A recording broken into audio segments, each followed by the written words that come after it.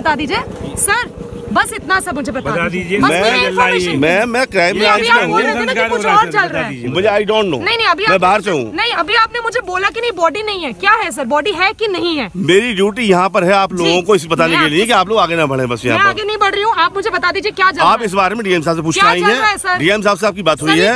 DM साहब से बात हुई है आपकी? डीएम साहब से बात हुई है आपकी? डीएम साहब से बात हुई है आपकी? डीएम साहब से बात हुई है आपकी? सर ये क्या चल रहा है? डीएम साहब से बात हुई है आपकी? कितनी डीएम साहब से बात हुई है आपकी? नहीं बात नहीं सही है, सब लोग जो ड्यूटी है मैडम वही बोलूंगा मैं। मेरी भी ड्यूटी है, क्या चल रहा है? ड्यूटी आपकी बात डीएम साहब से हो चुकी है। डीएम साहब से बात हो चुकी है आपकी? डीएम साहब से बात हो चुकी है? डीएम साहब नहीं है, डीएम साहब यहाँ नहीं है। बात आपकी हो चुकी है डीएम साहब से? नहीं कौन सी बात हो गई डीएम साहब से? आपकी हुई है, आप वही जा रहे हैं। इस वक्त पे हम लोग यूपी हाथरस के बुलगड़ी गांव में मौजूद है, जहां एक बहुत ही हॉरिफिक आपको कह सकते हैं, एक बहुत ही दर्दनीय घटना ने अंजाम लिया था करीब 15 दिन पहले। एक लड़की का यहाँ उस लड़की ने जो बयान दिया है मजिस्ट्रेट को, जो पुलिस को, कि उनका गैंगरेप हुआ इस विलेज में, और आज उस लड़की ने अपना दम तोड़ दिया दिल्ली के सफदरजंग अस्पताल में। ये एम्बुलेंस मेरे जो पीछे खड़ी है, इसमें लड़की की बॉडी को लाया गया। पिता और भाई थे, जो उनकी माताजी थी, उनका सिर्फ एक ही पुलिस से सिर्फ एक डिमांड थी कि आप एक आखिरी बार हमको अपनी लड़की को घर ले जाने दीजिए, जो लास्ट राइट्स होते हैं वो हमको परफॉर्म करने दीजिए, एक आखिरी बार हमें अपनी बेटी को छूने दीजिए, हमें हाथ लगाने दीजिए।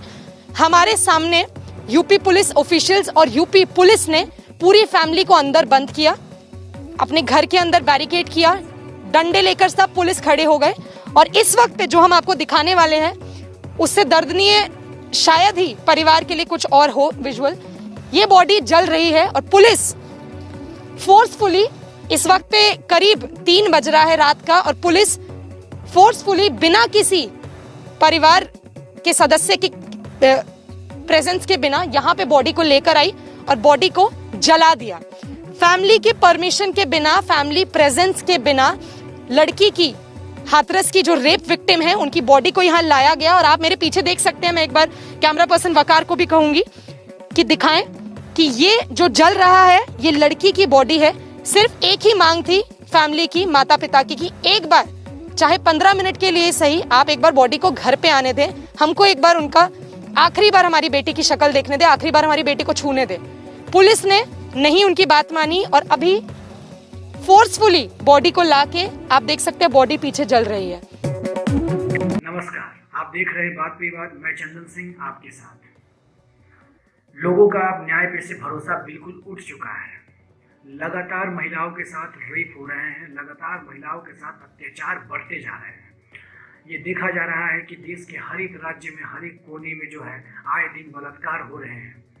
आखिर इन सब चीज़ों को कैसे रोका जाए?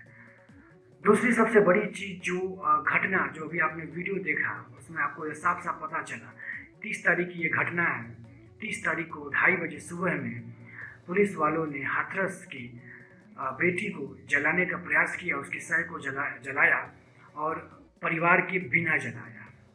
इस बात को समझने की जो है ज़रूरत है कि आखिर ये किस तरह की मानसिकता है। क्या यह डेमोक्रेसी है? क्या यह न्याय है?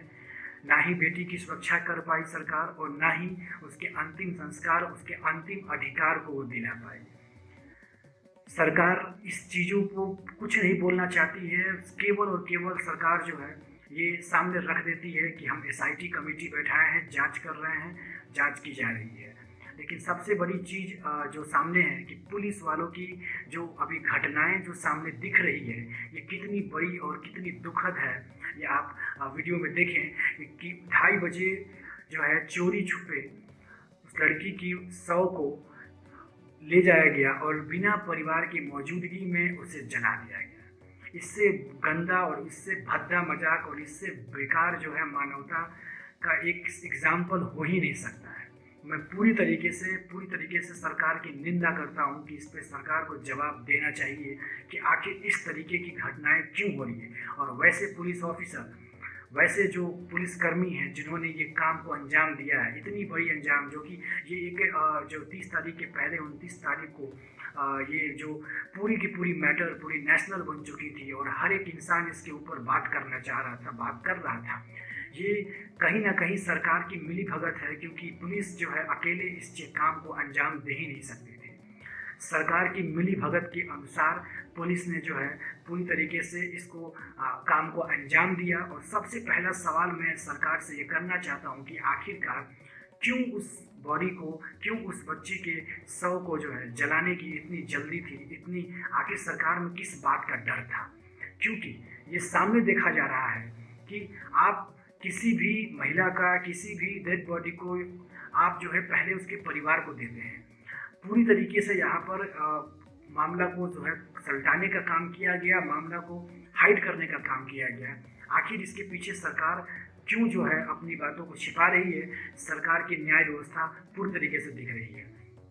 सबसे पहली चीज जो यूपी की मैं बात करूं, यूपी में आए दिन जो बलात्कार हो रहे हैं, ठीक अगले दिन जब हाथरस का बलात्कार वहां पे होता है, इसके बाद जो है फिर एक जगह रेप जो है काउंट किया जाता है यूपी में ही। ये लगातार जो है आए दिन जो है प्रत्येक दिन घटनाएं हो रही हैं, जिससे ये साबित होता है कि यूपी में बिल्कुल जंगल राज हो चुका है। बिल्कुल यहाँ पे महिलाएं सुरक्षित नहीं हैं और ना ही सुरक्षित फील कर रही हैं, क्योंकि आज हर एक जगह ये अपराध बढ़ चुका है। आखिर अब मानवता नाम की कोई चीज़ क्यों नहीं है सरकार के अंदर? क्या पुलिस के अंदर ये चीज़ें खत्म हो चुकी हैं? क्या ये डेमोक्रेसी है? आप डेमोक्रेसी को सरकार जो है पूरी तरीके से आज खत्म करने के ऊपर उतर चुकी है और सरकार ये दिखाना चाहती है कि आज जो है डेमोक्रेसी नहीं है और लोगों को छिपाने का काम और मामलों को सलटाने का काम जो है सरकार आज के डेट में कर रही है।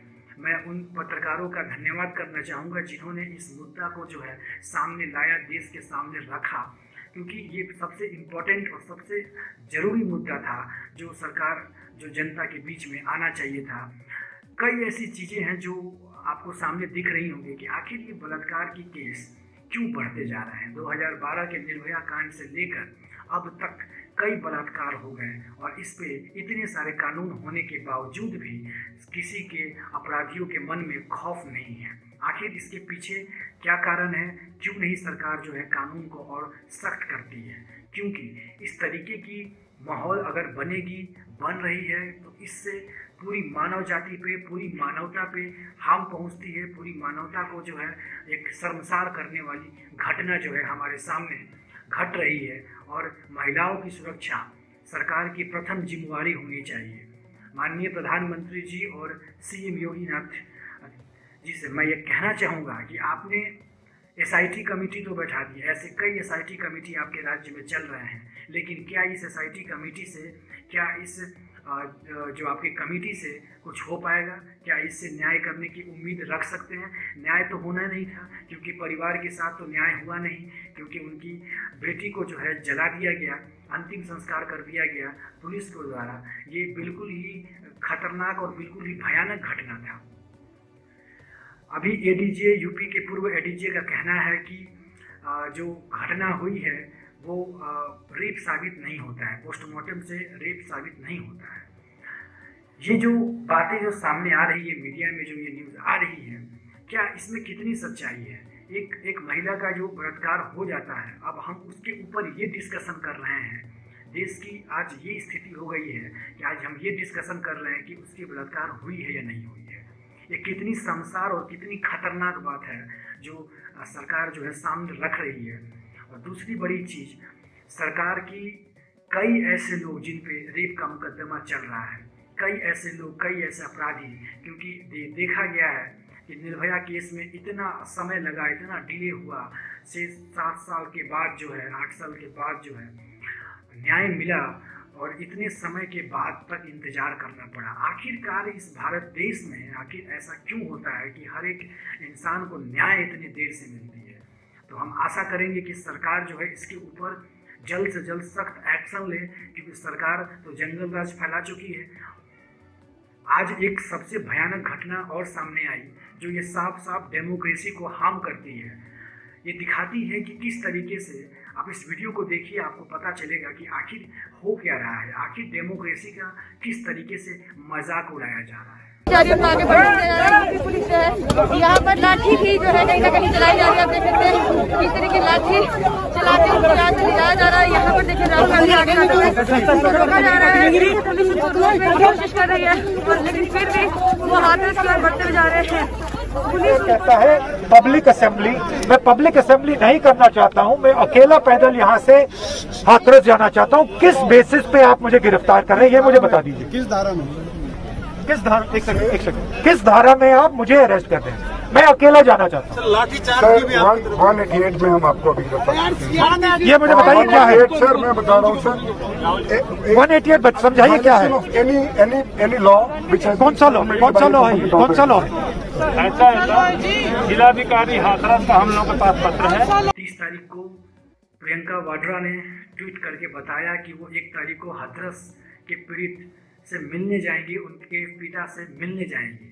इसके साथ 1 तारीख को जो है पूरी टीम के साथ में राहुल गांधी भी जो है गए मिलने के लिए। उन्होंने निकला महज 24 किलोमीटर की दूर पे यमुना एक्सप्रेसवे ग्रेटर नोएडा के पास जो है उनकी गाड़ी को रोक लिया गया और उनकी पूरी टीम को रोककर लगातार लाठीचार्ज की गई। एक ऐसे नेता जो काम करने के लिए जा रहे थे, मिलने के लिए जा रहे थे, उन पे लाठीचार्ज की गई। ये बिल्कुल शर्मनाक और बिल्कुल शर्मसार करने वाली घटना है। ये साफ जाहिर करती है कि सरकार जो है डर रही है, सरकार जो है जनता की बातों को रखना नहीं चाहती है। सरकार चाहती है कि कोई जो है उस मुद्दा को दबाना चाहती है, कोई उस मुद्दा को बढ़ाए ना। लेकिन सरकार को किस बात का डर है? मैं सीधा सीधा योगी सरकार से सवाल करना चाहता हूं कि आखिरकार सरकार को किस बात का डर है? आखिर क्यों कांग्रेस के काफिले को रोका गया? कांग्रेस के काफिले को यमुना एक्सप्रेसवे पर रोककर और जिस तरीके की अमानवीय घटना की गई, तपती धूप में जो है कार्यकर्ता को पीटा गया, महिला आयोग की कार्यकर्ता को पीटा गया, राहुल गांधी को धक्का दिया गया, उनके साथ धक्का धुक्की हुई। इस तरीके की जो अमानवीय घटना पुलिस के द्वारा जो की जा रही है, ये किसके इशारे पर हो रही है?